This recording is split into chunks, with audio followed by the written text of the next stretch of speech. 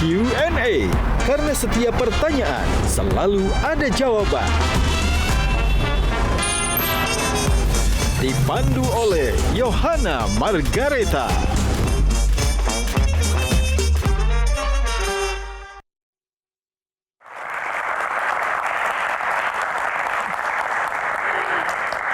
Selamat malam pemirsa, malam ini Q&A menghadirkan sosok yang suaranya tumbuh bersama ingatan banyak orang Indonesia. Nah, lewat lagu-lagunya ini, kisah hidup rakyat kecil, cinta, gosip, hingga harapan pernah disampaikan.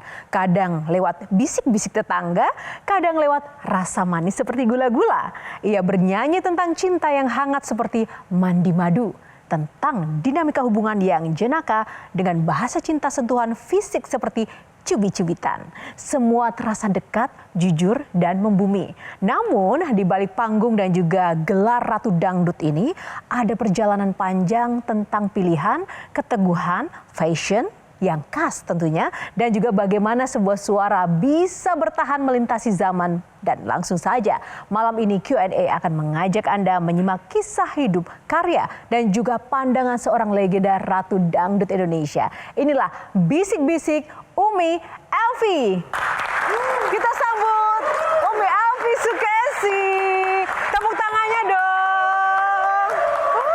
Umi, apa kabar? Kabar baik. Boleh silakan bersalam-salaman dulu bersama para panelis. Tepuk tangan sekali lagi teman-teman. Assalamualaikum. Umi sini dulu dong Umi. Apa kabar Umi? Kabar baik. Tapi kita cubit dulu, bener nggak sih Umi Elvi? Ya ampun, pakai dicubit, kita cubit lagi dah. Cubit-cubitan, oh cubit-cubitan, Oh, senggol-senggolan, oh senggol-senggolan. Bener nggak sih nyanyinya Umi? genit-genit cowok sekarang. Umi, katanya 3 panelis ini ngefans banget loh sama Umi. Masya Tapi saya nggak percaya. Kita tes dulu ya Umi. Oh iya. Coba kalau benar-benar ngefans sama Ratu Dangdut kita, coba nyanyikan satu lagu favorit dari lagunya Umi. Mungkin Kang Ronald dulu. Oke. Dekat Umi ya. Berdiri. Oke. Oh, ini. Ya. Basah, basah, basah seluruh tubuh. Menyentuh kalbu. Sian ya, tinggi bener ya. Nada cewek sama nada cowok Betul. yang beda. Basah diri ini, basah hati ini. Kasih dan sayangmu menyirami hidupku bagaikan mandi madu. Thank you. Silakan duduk. Susah kan? Tadi Kang Ronald, sekarang yang senior dong, yang paling genit, Mbak Tejo. Ya boleh. Oh dia mau itu. Mana mungkin suamiku pulang ke rumahmu tanpa kau suguhkan, tanpa kau hidangkan gula-gula. Gula-gula, Gula-gula, gula-gula, gula-gula, gula-gula yang manis. Kalau Mas Indu, Aku nggak berani nyanyi di depan Ratu, kayo. Bagian jogetnya aja. tapi sebutin lagu yang favoritnya Mas Indu apa? Yang diingat? Bisik-bisik tetangga. Bisik-bisik tetangga. Legend. Secuplik bisik-bisik tetangga tuh gimana sih? Bisik-bisik tetangga kini mulai terdengar selalu di telinga hingga menusuk di hatiku. Wow. Silakan duduk Umi. Oke. Kenapa Mbak Tejo? Yang menarik, kenapa Umi selalu curiga bahwa suaminya nggak mungkin ke sana kalau nggak dikasih gula-gula. Siapa tahu ke sana lagi diskusi soal Q&A. Oh. Karena setiap pertanyaan ada jawaban. Dia diskusi sampai pagi. Kita langsung mulai aja bisik-bisik Umi Elvi. Jadi Iya, kenapa iya. Umi Elvi selalu curigaan kan? Silakan duduk Umi Elvi. Sungguh lah. Bisik-bisik tetangga kini mulai terdengar selalu. Oh my God. Malam ini malam yang paling ceria dalam episode Q&A. Terima kasih. Apa sih resepnya Umi selalu sehat, bugar, di usia yang sangat senior? Nggak ada rahasia sebenarnya. Oh ya? Cuma bersyukur mengikuti apa yang ada. terus menyikapi dengan bijaksana. Dari dulu saya sering lihat Umi Elvi nyanyi, main film. Yang paling khas dari Umi Elvi, saya pengen Umi praktekkan. Yaitu apa? Ada yang tahu nggak? Yaitu ini loh teman-teman. Kedipan mata. Kedipan mata. Coba Umi Elvi lihat kamera dong. Bisik.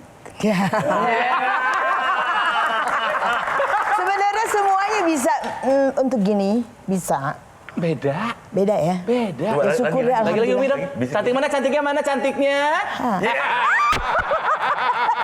Aduh, aku diiniin kayak bocah ya. Umi, sampai dengan saat ini kalau saya lihat ini belum ada satupun kandidat yang bisa menggantikan sosok Ratu Dangdut Elvi Sukaisi. Bener kan? Gak ada yang bisa dikasih Gak tempat ada, kan? berikutnya ke siapa nih? Gak kayaknya? ada. Nah, karena memang satu-satunya ikon yang tak tergantikan. Tapi menurut Umi sendiri, Umi punya pandangankah siapa sih sosok yang layak untuk diberikan tongkat estafet oleh Elvi Sukaisi? Atau memang Umi merasa gak ada, akulah satu-satunya? Ya salam. Ini semua tidak terlepas dari ketentuan Allah. Ya kan? Memang tuntutan seorang Ratu Dangdut itu saya merasa nggak gampang. Banyak tuntutan dan kita harus, terutama penyanyi kan harus menyanyi dengan benar.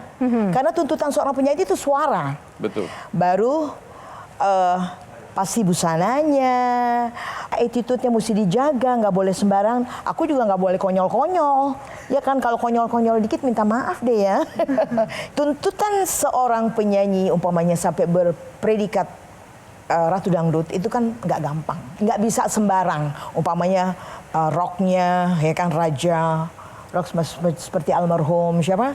Michael Jackson. Terus ada lagi penyanyi India seperti Lata Mangeshkar, ya kan? Itu topnya India.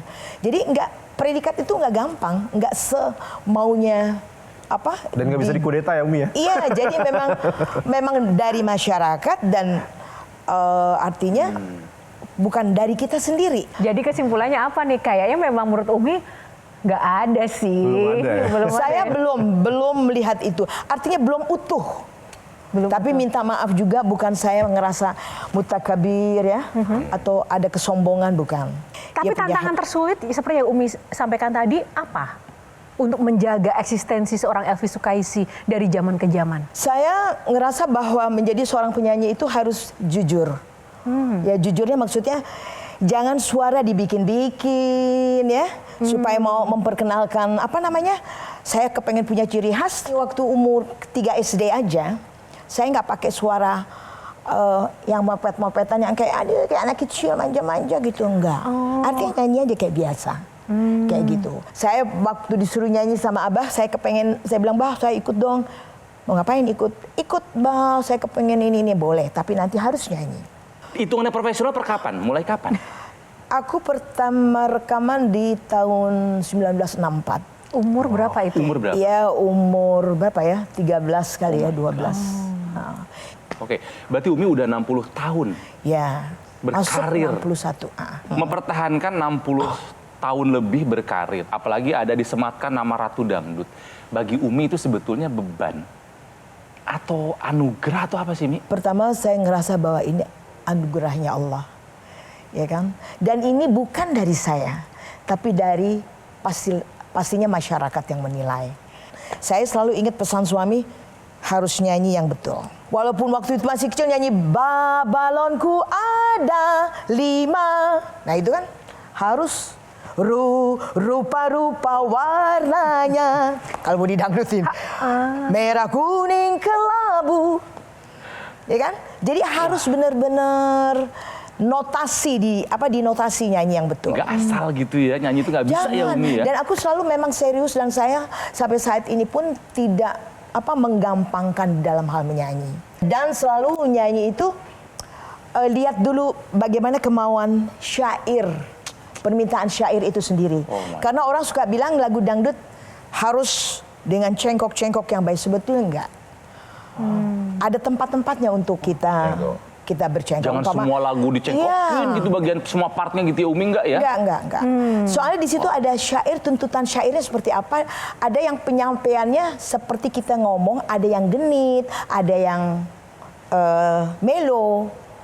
Ada yang itu yang mesti kita rasain. Ini kan sekarang banyak dangdut itu yang udah di mix, ada dangdut Disco koplo, dangdut, hip hop dan segala rap macam. dut, reggae dut. Sementara kalau misalnya Umi kan benar-benar klasik dangdut yang dijaga sampai sekarang ya. Menurut Umi itu seperti apa ya perkembangan musik dangdut sekarang yang bahkan mungkin banyak yang bilang sekarang itu menurut Umi lebih banyak sensasionalnya atau kualitasnya? Kalau untuk saya tetap kualitas yang harus dijaga. Kalau umpama untuk penampilan otomatis kan harus disertai ya menjiwai lagu itu, ya artinya kita mesti tahu jangan berlebihan. Kalau dangdut yang tadi dengan Nah kalau klasik itu memang dangdut pure ya, dan itu saya setiap nyanyi umpama sekuntu mawar kan bisa, kan bisa begitu. Tapi tetap di tengah-tengah dari la. Umi juga ngelihat memang sekarang musik dangdut tuh bahkan udah melebur ke genre-genre yang lain ya gitu. Aku juga sebenarnya penasaran sih. Tapi Umi sendiri mengikuti nggak misalkan kayak dangdut sekarang yang ada hip hopnya, ada disco-nya, reggae-nya. Saya ngikutin bagaimana genre-genre yang masuk. Ya cuma kalau di koplo memang saya cuma saran, kalau mau di koplo ini is okay, mafi muskilah. Kalau kata orang Arab bilang nggak masalah, boleh-boleh aja, welcome. Tapi tetap kita mesti cari lagu yang pas untuk koplo. Jadi jangan lagu yang umpamanya sampai kapankah, lagu melo tapi Dikoploin, jadi nggak dapet ya. apa namanya, syairnya kesian, terus yang nyiptain lagunya juga kesian kan, dia mengharapkan lagu itu bagus ya, menyentuh hati, akhir jadi nggak ada lagi, sudah hilang semua. Dari musim duren sampai Nggak musim gitu mukanya, Mbak. banjir, Senyum dong. merah yang kemarin, Asik. hai bang jangan Pause. dipikir. Asik. Pause.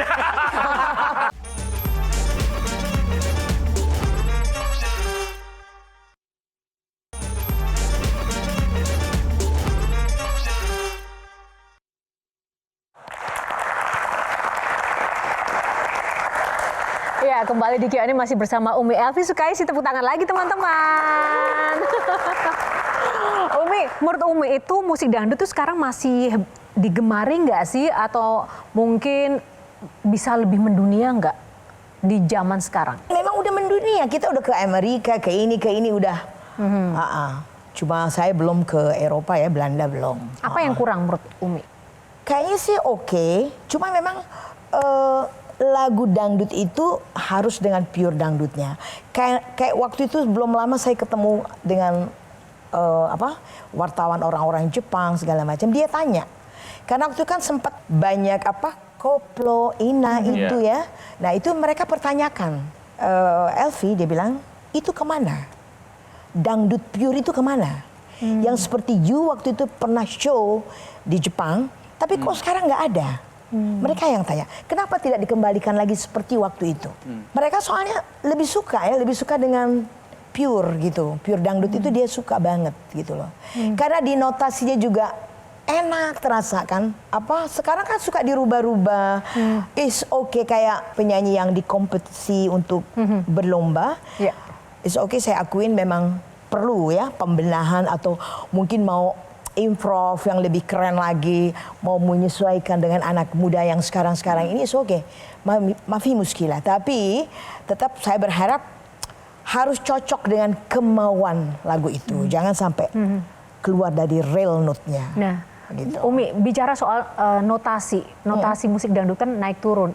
Ibaratnya seperti itu. Notasi kehidupan karir Umi sendiri itu kan juga pasti naik turun juga dong. Ya, titik terendah yang pernah dialami sepanjang karir apa? Oh ya, pernah waktu saat itu kalau nggak salah nih di 2012, di tengah-tengah 2012 sampai menjelang ke 2013. Yaitu semaraknya goyang-goyang. Yang goyang terlalu erotis, penampilan yang baju juga terlalu buka-bukaan. Artinya disitulah. Sampai, saya nggak sebut namanya, sampai dia mau tampil di Ancol, sampai penontonnya bilang, woi turun kalau nggak bisa goyang. Tapi bukan aku yang show, waktu itu penyanyi lain gitu. Tapi yang dialami Umi sendiri, kenapa itu kemudian menurut Umi menjadi titik terendahnya Umi? Karena gini, di samping itu yang saya turut prihatin karena kan harus tampil dengan yang erotis, ya, terus bajunya juga harus buka-buka, ya itu udah dari zaman dulu saya menyanyi juga saya nggak pernah kenakan pakaian yang seperti itu, artinya dress yang itu. Ya dulu nakal-nakal dikit adalah pakai backless belakangnya, ya terbuka sedikit-sedikit. Zaman jahiliyah disebutnya ya. Kayo, tapi ini menarik sih kalau aku bisa tambahin. Dari jawaban Umi ini menunjukkan, ya kalau tadi pertanyaan titik terendah, Umi Sukaisi itu adalah dangdut itu sendiri. Karena titik terendahnya yang dijawab adalah titik terendah dangdut itu sendiri menurut Umi gitu. Umi Elvi Sukaisi adalah dangdut Definisi itu dari dangdut itu sendiri gitu. Dangdut ketika dipersonifikasikan ini bentuknya. Betul. Kemarin kita juga ngelihat gitu ya, Umi gimana duet sama kolaborasi sama legenda ska Tokyo, Jepang gitu ya, Tokyo Ska Paradise, dan Umi sempat mendangdutkan Jepang.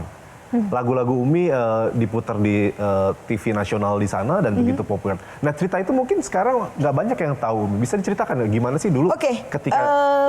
Saya pertama ini mereka minta supaya dari Indonesia nih apa? Keroncong dan dangdut. Pokoknya udah 29 tahun yang lalu dengan Sky Paradise tuh. Iya. 96 ya? Saya show di sana dengan grup Mahkota. Waktu ada mendiang masih ada suami, ya kan? Sempat pertama saya bawa Fitria masih lagi apa? Lagi hitnya Jaipong. Jaipongan. Jadi Tria ngisi Jaipongan. Kedua, saya kalau nggak salah 4 kali ya ke sana. Sampai fashion show, lagu saya yang sampai sekarang nih saya dapat kabar. Siapa dari Pak Tarigan ya, yang sekarang mereka masih ada di Jepang. Saya tahu dari dia. Dia bilang, Umi, dia bilang, itu fashion show, itu yang diputar lagunya Umi. Jadi untuk orang peragawan yang fashion, lagunya Umi yang diputar. Dia bilang, masa sih aku bilang gitu? Masya Allah, tabarakallah, alhamdulillah. Jalannya gimana ya kalau fashion show lagu dangdut itu gimana ya? Jalannya gimana itu? Saya waktu itu merasa tersanjung banget. Saya tampil sendiri dengan Minute Swan, ya. Itu lagu waktu itu, jangan kau pergi, jangan kau pergi, jangan tinggalkan diriku. Itu di simpang jalan dan rintik hujan, engkau berlari dariku. Judul lagunya O Ina Fuga. Lagu Jepang. Yang waktu saya nyanyikan itu udah tercipta 20 tahun yang lalu. Penciptanya adalah saya nyanyi di Gubah. Nah, waktu rekaman itu jangan kau pergi termasuk ada tadi malam ku bermimpi La Isla Bonita. Oh, lagunya Madonna. La Isla Bonita. Tapi aku dangdutnya. Dan pada joget ya Umi ya? Iya. Orang-orang Jepang itu denger pada goyang. Iya, senang semuanya. Makanya waktu itu dia datang, kemana itu? Yang dulu dia bilang, Elvi, nyanyikan yang masih pure dangdut. Kenapa sekarang saya boring dengernya? Gitu ya? Baru sebentar denger udah nggak meresap dalam hati. Dia bilang gitu. Mbak Tejo? Fashion show kalau jalan pakai jazz, pakai itu kan masih kebayang. Oh, saya waktu itu tersanjung banget. Jalannya gimana? Para peragawatinya gimana jalan? Jalan ngikutin lagu, orang lagunya juga nggak terlalu ini banget kan, bagus gitu. Artinya bukan yang dangdutnya harus sampai ke India banget gitu. Karena memang lagu dangdut itu kan waktu zaman-zaman dulu waktu kita kecil itu memang ada unsur kuraca. Kuraca tuh kayak lagu joget. Sekarang ada chalte.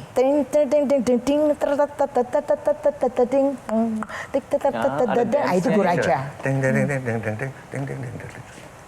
Bisa masih gitu loh. Ya, kalau Umi misalnya menyanyikan sebaik lagu dangdut, ini modelnya lagi jalan. Mbak Tejo fashion show. Mbak Tejo dari sana biar agak jauh, Mbak Tejo. Nah, asyik dikerjain ini ya.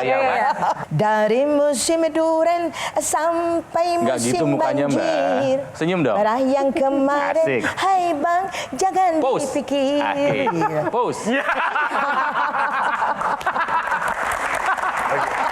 Gak mudah ya jadi model ya Mbak Tejo. Di era perkembangan sekarang ini Umi juga termasuk yang ngikutin dunia digital nggak sih untuk eksistensi karir musik dangdut Umi? Ya, nyerempet-nyerempet dikit, ya harus lah. Misalnya nyerempet-nyerempet tuh? Ya aku nih orangnya nggak suka lihat TV, ya orangnya nggak pernah nonton TV. Terus ini ada asisten aku yang suka, ini lihat, aku lihat gitu. Tapi harus khusyuk banget ke situ.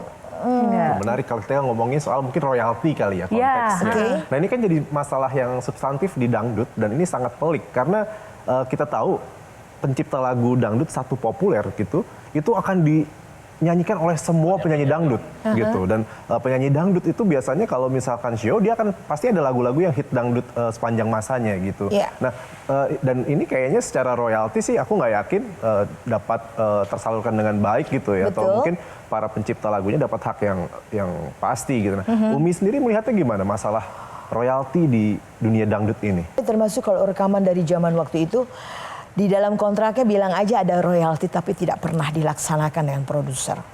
Kayak gitu. Terus paling kalau yang hit saya ingat waktu lagu Karena Pengalaman, itu kan hit banget. Yang karena lirikan kau jatuh cinta, gitu kan. Itu nyanyi lagu itu. Nah terus disitulah sepertinya di tahun 75 itu saya dapat predikat Ratu Dangdut di 75. Jadi Umi tidak mempersoalkan masalah royalti nih. Sekarang kan lagi para penyanyi dan pencipta kan sedang Ya harus mempersoalkan. dong, itu hak keringat kita. Oh. Harus, biar bagaimana. Cuma masih dalam, ya itu yang you sampaikan tadi kan, bagaimana nih caranya? Kalau mau di-cut juga untuk seorang penyanyi juga susah juga dong.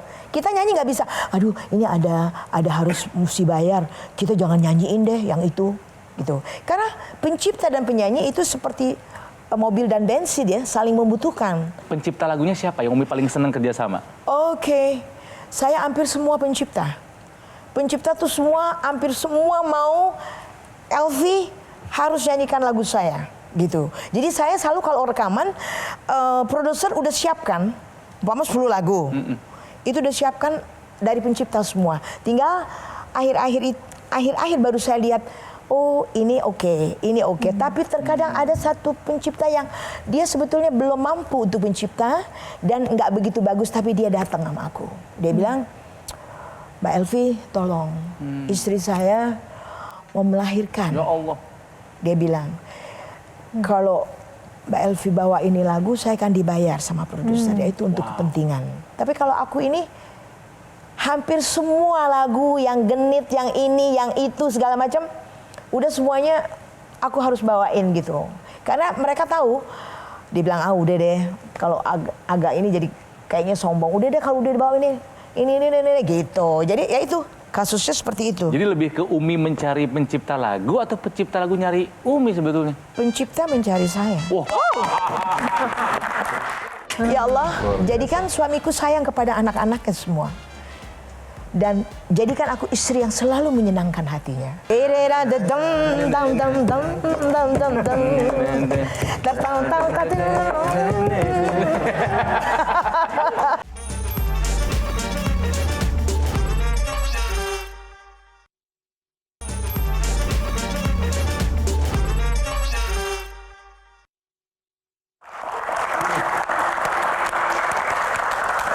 Kembali di Q&A langsung saja. Sekarang Kang Ronald kalau kita lihat Umi Elvi Sukaisi ini kan tidak hanya ikonik dari sisi suara, tapi kalau aku sih busana. Kalau Kang Ronald apa nih yang khas selain dari suara sosok Umi Sepakat. Elvi? Busana ya. Gaya berpakaian Umi itu ini siapa sih Mi? Punya fashion designer sendiri atau taste-nya Umi sendiri? Aku sendiri. Jadi makanya kalau umpamanya mau tampil di TV, aku suka tanya formatnya tuh seperti apa. Terus tolong kabarin, aku tuh harus nyanyi apa. Karena aku nggak mau kalau aku nanti tampil jadi salah kostum. Ya kan, apalagi dengan karir yang sudah memasuki 61 tahun. Yeah. Kalau kita salah kostum kan jadi lucu, jadi konyol. Kadang-kadang bahan yang udah penghabisan, yang udah untuk aku mau pakai, dibilang, Bu Elvi, ini udah last, dibilang. Ada sekian meter, 6 meter yang you mesti ambil ini semua. Emang Umi belanja sendiri kainnya? Yes. Oh, ya? Kadang aku belanja sendiri kalau memang aku mau bikin. Karena modal aku bikin, aku hayalin kayak gitu. Terus harus hijabnya seperti apa saat itu kalau aku mesti muncul. Dan pakai jilbab itu bukan mengurangi jadi kurang penampilan, saya ngerasa tetap modis nggak ada salahnya. Dan kalau perlu tahu, aku tuh pakai hijab itu gara-gara cucu. Tahun berapa Umi? Ya Allah, tahun berapa ya?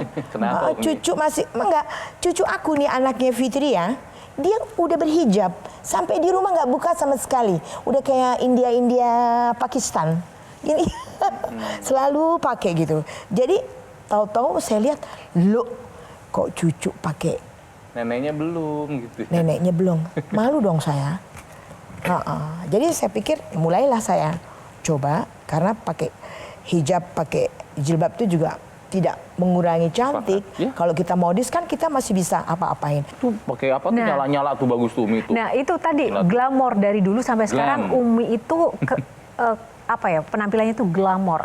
Apakah memang bawaan naturalnya begitu atau memang Umi sengaja memberi kesan glamor di setiap penampilan dengan bling-bling dan style seperti Itu mungkin ciri khas Elvis Sukaisi ya. aku suka deh. Umi tuh benar-benar firm gitu loh tentang dirinya ya. Kalau aku memang suka dengan banyak pernak-pernik kayak gitu. Dan kalau aku nggak kayak gitu, banyak yang suka ngomong, bukan Elvis Sukaisi katanya. Itu tadi soal fashion. Tapi satu lagi nih, tahu nggak teman-teman yang khas dari seorang Elvis Sukaisi? Itu loh, lempar. Itu coba itu gimana kok bisa kayak gitu sih? Gini, itu nggak tahu terinspirasi. Sebetulnya bukan dari dulu. Jadi waktu itu saya show di Ambon. Dulu kan kita masih kayak orang mau balet ya. Gini terus tahu-tahu aku nyanyi Mandi Madu. Lagu Mandi Madu terus kok bisa teret waktu basah gitu. Dari situ. Dari situ. Harus iya. Gitu. Tatang terererarang, umpamanya udah nggak tuh. Menyentuh kalbu udah di tengah. Basah dia biasa lagi waktu itu pas ininya pas basah gitu. Terus sama satu lagi itu lagu India. Kalau orang tahu yang Sorga Dunia. Kok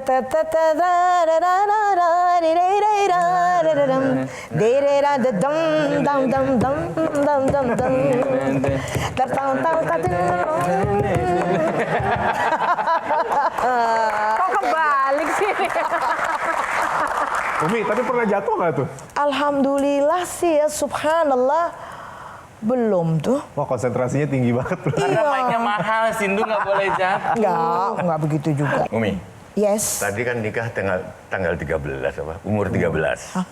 Ya kan? 14 lebih 3 Suami bulan. 23-an. Oke.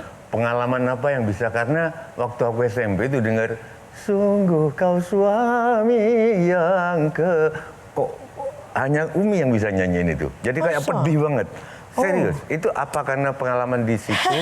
Gini, Sungguh, kalau penyanyi emang kesiannya ya, kita nyanyi suami yang kejam dipikir suami kita yang gamparin kita.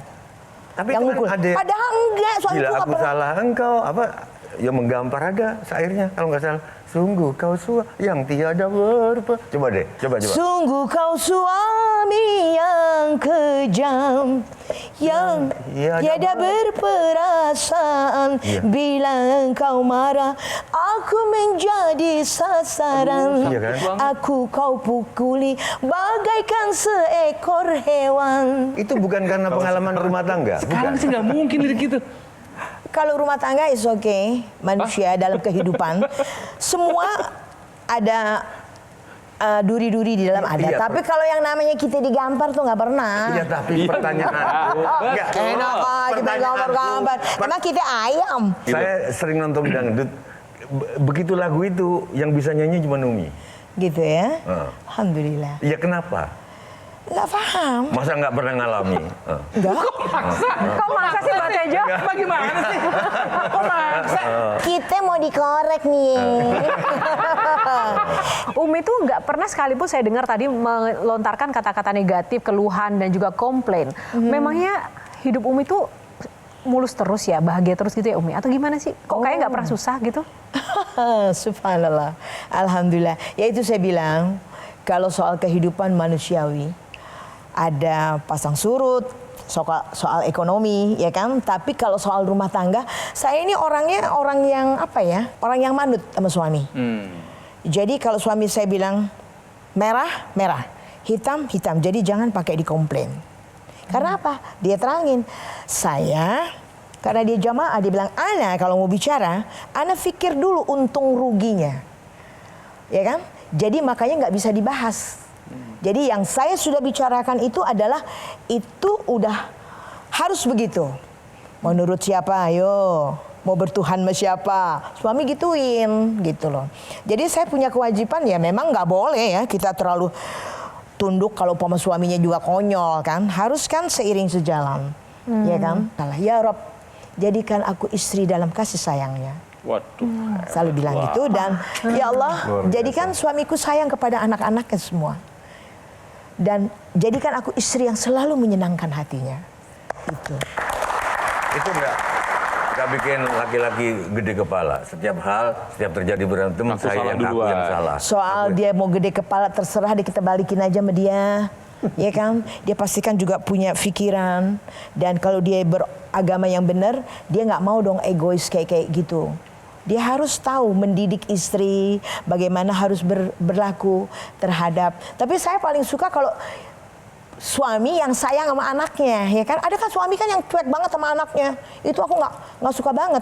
Perasaan, ya Allah anaknya tapi kok dia cuek-cuek aja sih, sedih banget deh. Kebetulan suami, karena memang saya kenal dia, terus saya jatuh cinta sama dia karena dia juga seorang penyanyi. Kok subhanallah, takdir Allah saya berjodoh sama dia sampai akhir umurnya 60 tahun. Berarti ketika Umi nyanyi itu, bayangannya suami.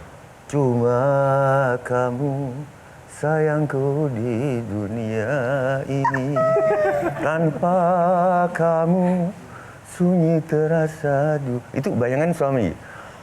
Tiada kalimat. Dia sebenarnya lagi mau pameran suaranya. Enggak.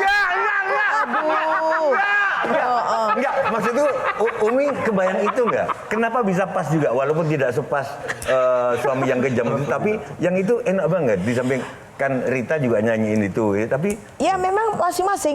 Cuma kamu itu sayangku di dunia ini. Cuma kamu cintaku di dunia ini. Dia joget tanpa lagi. kamu. Ini kayaknya sesinya Pak Tejo banget deh. Oke, mungkin satu lagi Mas Indro. Iya, aku penasaran aja kalau tadi dari cerita-cerita Umi gitu ya, begitu menghayati peran sebagai istri dan rumah tangga yang sangat indah gitu ya. Terus tantangannya gimana ketika misalkan Umi menulis lagu-lagu yang tidak sesuai dengan kondisi Umi, misalkan lagu yang patah hati atau terperceraian atau bahkan mungkin lagu-lagu yang jenaka juga gitu ya. Teman-teman, apa yang dibayangkan Umi selama proses kreatif penulisan lagu? Gini, aku memang bukan seorang pencipta. Seperti waktu itu pas film Kerinduan, saya menjadi anak desa yang jatuh cinta sama insinyur, ya kan? Yang diperankan waktu itu dengan Budi Mualam. Nah, terus dia bilang ini ada lagu yang saya waktu itu kan saya belum pakai hijab, terus bisa pakai kain yang segini, jalan di pemantang sawah, terus kita ngebayangin kan kita bawa apa guci air, lenggak-lenggak, aduh gatel, bener genit ya, kayak gitu. Nah terus tahu-tahu kok saya terbersit pas di di kamar mandi, karena itu kan di perkampungan, jadi gunung. Jadi saya ngebayangin waktu gitu kan, terus ada jawaban gunungnya, gitu kan, gitu, kan gitu,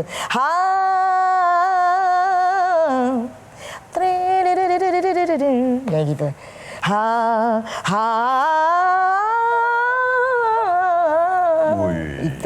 itu pesta panen.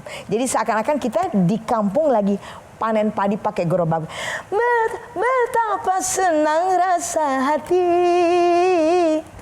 di hari yang bahagia ini. Itu kebetulan ciptaan aku, pesta panen di tahun 80.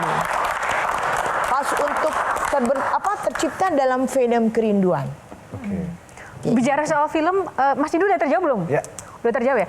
Bicara soal film, Umi kan juga bintang film juga ya, dari dulu nih sama Bang Haji juga segala macam. Lebih asik main film atau nyanyi? Gitu ya. Kalau film, asyik juga. Asyik juga. Untuk di stage, gini, kalau di stage tuh kita langsung bisa komunikasi sama penonton kan. Hey, mau lagu apa? Terus kita senandung sama dia. Ini dia minta lagu ini. Artinya kita bisa pendekatannya lebih dekat waktu di stage. Kalau di film, ya film kan punya keterbatasan. Tapi peranan itu tetap harus kita rasain. Pernah cinlok nggak main film? Dia mau ngorek lah. Pernah cinlok nggak Umi? Aduh, jangan dong ya. Enggak. Nggak mau cerita atau nggak pernah? Enggak lah. Kan usia 14 sudah nikah yuk. Oh iya juga ya. Oh iya. Saya pinjam duit sama tetangga untuk beli susu anakku. Tapi saya bilang, Tante, nanti aku malam minggu besok ada acara. Insya Allah saya kembaliin uang Tante.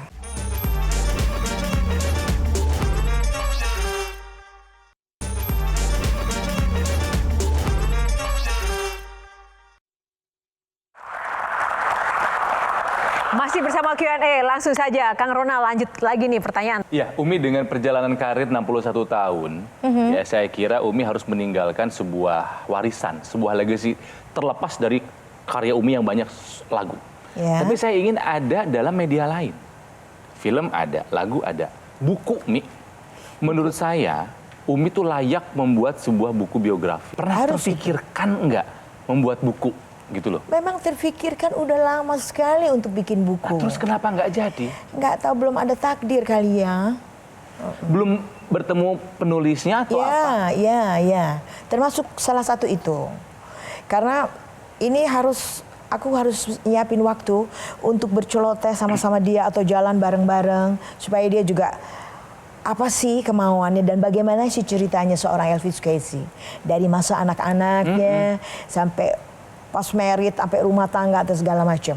Kayak gitu. Dan alhamdulillah sampai saat ini. Ya, jadi kalau di luar negeri itu satu musisi bisa beberapa buku biografi gitu loh. Ya, Saya ngerasa kalau melihat kisah perjalanan seorang Elvis Presley, aku bilang aduh kalau bangsa Fulus kencang atau ada orang produser itu bisa jadi film berseri-seri loh.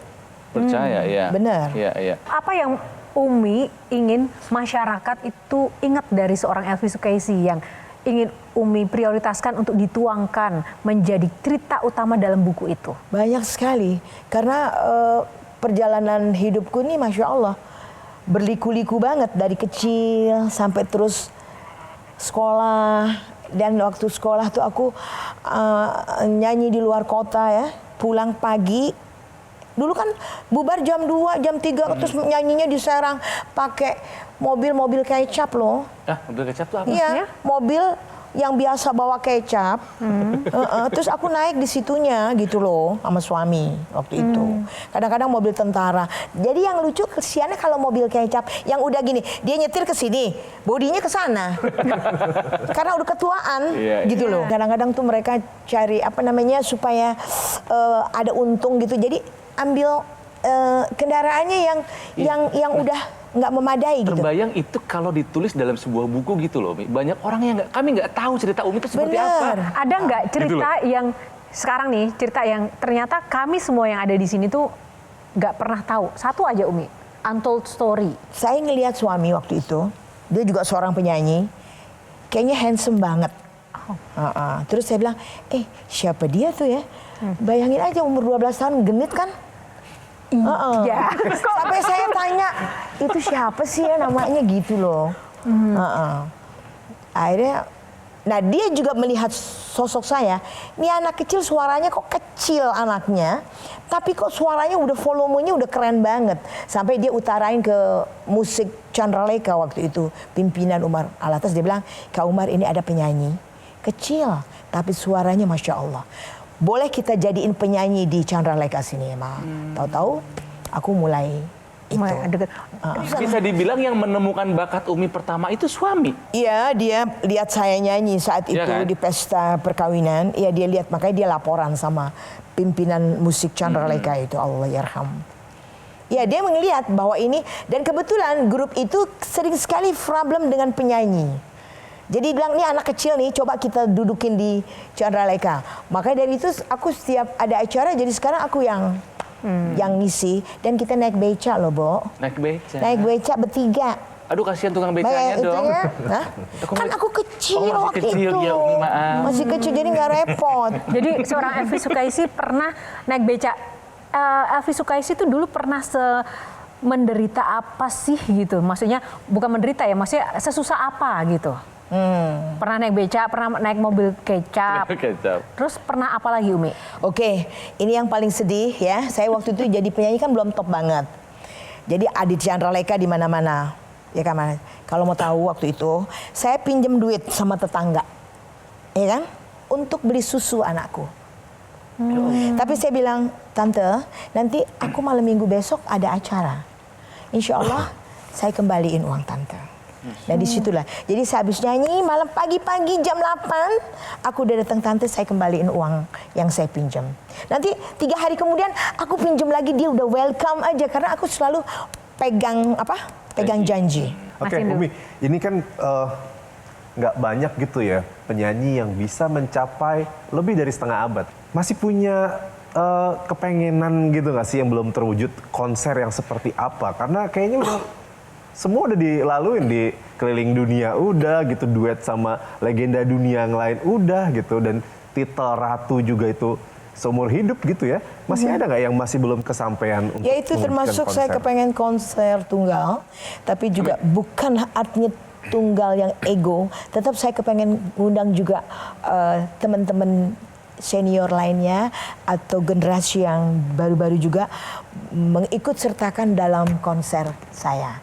Tapi yang terutama lagi yang saya bercita-cita itu saya kepengen terwujud bikin buku. Buku dan konser tunggal Umi layak Iya, banget deh. insya Allah.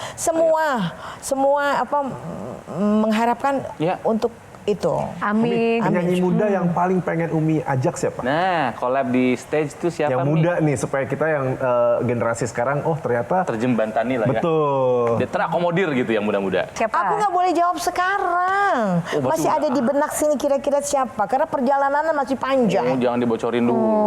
Nggak boleh dibocorin dulu dong. Lesti misalkan gitu yang sekarang anak muda. Lesti Kejora. Lesti bisa. Evi Masamba. Evi Masamba. Yang Artinya nggak banyak-banyak dong. Ntar aku kurang nyanyinya. Oke.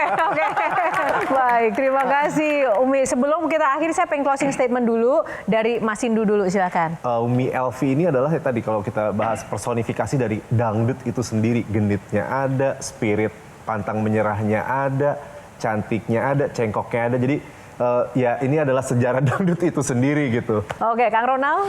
Oke, dari saya singkat aja. Elvi dari Prancis banyak KW-nya. Tapi Elvi dari Indonesia hanya satu-satunya. Alhamdulillah. Thank you, Kang Ronald. Mbak Tejo.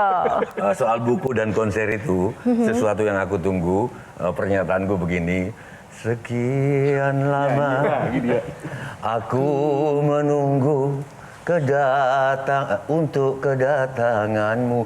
Datanglah kedatanganmu ku tunggu. Telah lama aku menunggu. Aku tunggu bukumu, aku tunggu konsermu. Nah, sekarang giliran closing statement dari Umi, pesan untuk pemirsa Q&A Metro TV dan untuk kita semua yang ada di sini. Yang penting dalam kehidupan ini, ibadah jangan ditinggal dan selalu bersyukur kepada Allah. Kita nikmatin. Jadi kurang lebih dikit, udah bismillah tawakkaltu 'alallah. Karena Allah Maha Pengatur untuk rezeki semuanya. Kata kita nih miliknya dia. Saya aja nih di kepala 7 kalau sakit gini, udah waktunya apa belum nih? Suka pikir gitu. Nanti anak-anak suka ngamuk. Mama nih. Dawia kan panggil mama tuh sendiri. Kalau yang lain kan Umi dan Abah. Dia tuh nggak tahu papa dan mama. Seorang di mama nih nangis terus dia. Dia paling takut kalau aku ngomong kayak gitu. Tapi Tria suka pesen sama adik-adik. Umi tinggal seorang diri. Tolong jaga hatinya. Jangan sampai dia sedih karena kamu. Memang begitulah, kita ibu ini memang mesti bijaksana dan menjadi ibu yang pemaaf dan selalu berpikir kenapa dia bisa begitu, kenapa dia bisa begini. Jadi jangan selalu kita namanya orang tua, mungkin kayak gini nih, aku nih terlalu suka bukan nyonggo, jadi selalu kalau mau ngomong sama anak aja juga nggak mau sembarangan kita lihat sama suami begitu, kondisinya tepat atau tidak, kayak gitu. Sama anak juga supaya dia jangan tersinggung, saya kasih perumpamaan dulu, gini. Wow, terima kasih. Umi sekali lagi terima kasih untuk sharingnya, inspirasinya luar biasa. Amin, ya Rob. Dan juga nilai-nilai kehidupannya, banyak sekali bonus hal yang benar-benar bisa kita pegang dan bisa kita pelajari dari seorang Pinjem duit Elvi buat Kumasi. beli susu. Kesian deh loh. Terima kasih sudah menjadi Ratu Dangdut Indonesia yang tak kenal menyerah. Umi membawa dangdut tetap klasik, tetap asik dengan gaya Umi yang luar biasa. Masya Dan tentu Allah, saja tabarakallah. kita tunggu buku dan juga konsernya Umi. Insya Dan Allah. sehat selalu, kita akan selalu dukung Umi Afi Amin, Sukaisi ya Rob. berkarir Insya Allah. dan juga berdendang manja dimanapun berada ya. Tepuk tangan. Insya Allah, ya Rob, insya Allah. Demikianlah pemirsa episode Q&A kali ini. Semoga dapat memberikan inspirasi dan juga menambah pengetahuan baru bagi Anda dimanapun berada. Dan atas nama kru yang bertugas, saya Yohana Margarita pamit undur diri karena setiap pertanyaan selalu ada jawaban. Sampai jumpa lagi.